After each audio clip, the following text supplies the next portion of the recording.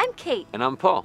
In the previous videos, we've covered some of the essentials of safe kayaking, like always wearing your life jacket, how to dress for the conditions, and a checklist of what to bring with you every time. We've planned a day trip on the water and even talked about what happens if you fall out of your boat. Now we're going to talk about what to do if things go wrong. Really, it's not an adventure until something unexpected happens.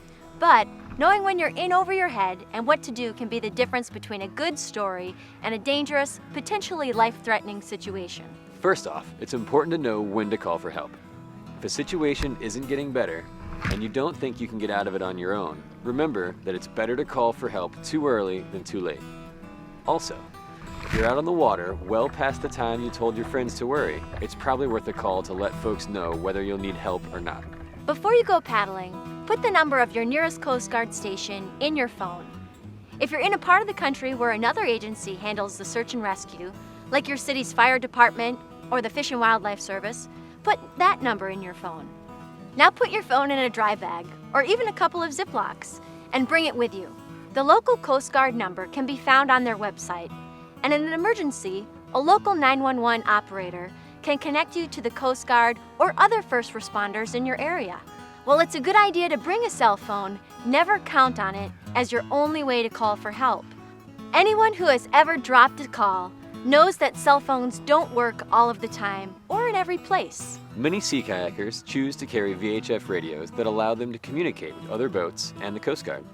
Consider getting one if you paddle frequently, for long distances, or over long periods of time, especially if there's limited or no cell service where you're paddling. It's always good to have at least two ways to call for help. Usually, that's a cell phone and a radio. If you're paddling in a remote area, consider investing in a personal locator beacon, or PLB, which uses satellites to send your exact position to rescue agencies.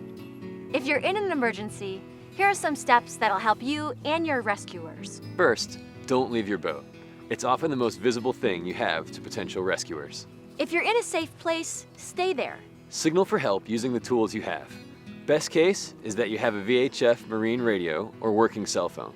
If so, use them. If not, wave your hands above your head at any boats in the area while continuously blowing your rescue whistle to attract attention or signal emergency. Use your signal mirror to reflect the sun towards other boats or the horizon in flashes of 3. Here's the proper radio protocol for calling the Coast Guard or other boats in an emergency. First, turn your VHF to channel 16, which is monitored by the Coast Guard. Repeat the word Mayday 3 times. Say, "This is," once, then repeat the name of your vessel 3 times. For example, if it's an unnamed kayak, use a visual description like red kayak. Repeat Mayday once more, and the description of your kayak.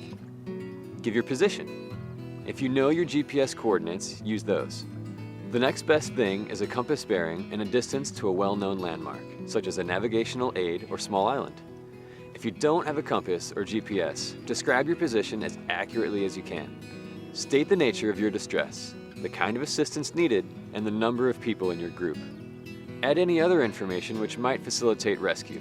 Boat colors and numbers, number of persons needing medical attention, etc. Then say over.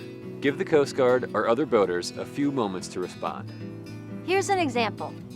Mayday, mayday, mayday. This is blue sit on top kayak, blue sit on top kayak, blue sit on top kayak. Mayday. This is blue sit on top kayak. Cape Henry Light bears 185 degrees magnetic. Distance, 2 miles. Stranded on small rock island with rough seas. Need pickup. 3 adults in separate kayaks. 1 person near hypothermia. Blue sit on top kayak is 11 feet long with 2 other kayaks in party. 1 green, 1 red. Over. That's a great example of good radio protocol. But if you can't remember exactly what to say, you can still call the Coast Guard. Yep. When in doubt, shout it out. Okay. Thanks for watching our video series. Remember to always wear a Coast Guard approved life jacket, and that taking a class from a professional instructor is the best way to improve your paddling skills, meet other kayakers, and have fun. We've shared some basic tips that will make you a better, safer paddler. So now, get out there and enjoy the outdoors. And remember, be smart, be safe, and have fun.